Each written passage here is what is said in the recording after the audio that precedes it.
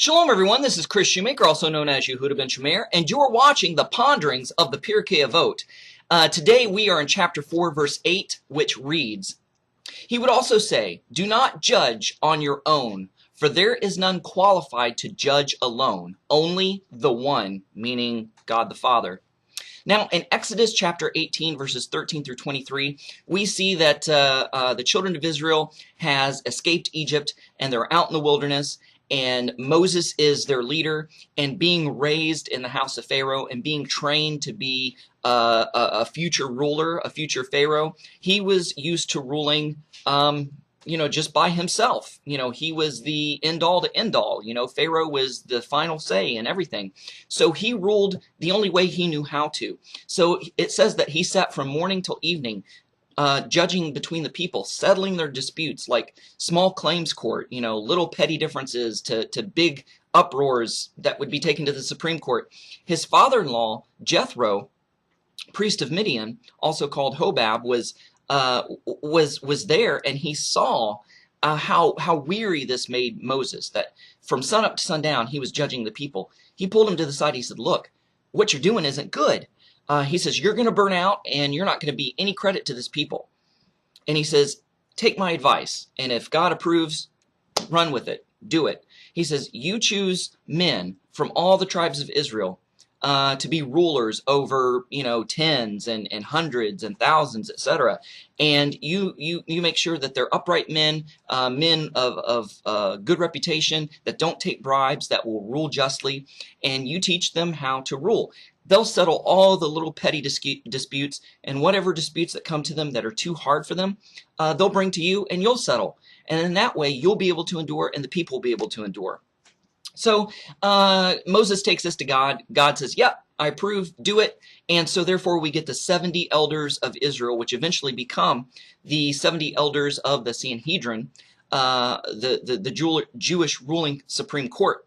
And so also in Deuteronomy chapter 1, verses 9 through 8, here again it talks about God telling Moses to choose wise men to be rulers and elders over the people. And as a result, part of the spirit that God put on Moses, he put on these elders, and they all began to prophesy. And they were initiated into becoming rulers and judges of the people.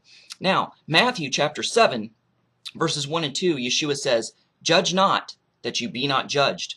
For with what judgment you judge, you shall be judged. And with the same measure ye meet, it shall be measured to you again. So Yeshua was basically saying, be careful how you judge other people, because the way you judge other people is the exact same way you're going to be judged. Matthew 16:19, it says, And I will give unto thee the keys of the kingdom of heaven, and whatsoever thou bind on earth shall be bound in heaven. Whatsoever you loose on earth shall be loosed in heaven. Now, Matthew 18:18 says, For truly I say unto you, that whatsoever you bind on earth shall be bound in heaven, whatsoever you shall loose on earth shall be loosed in heaven.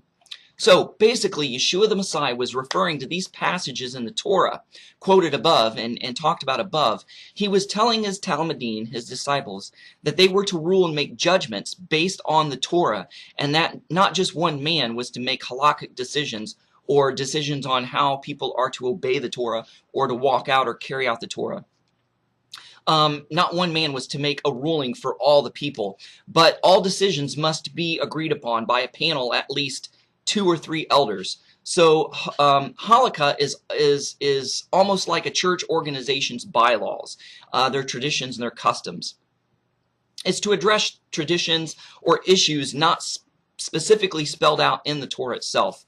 So the issue of binding and loosing has been grossly misinterpreted in the Christian realm to mean loosing or binding something in the spirit, such as binding a demon or loosing angels to work on your behalf.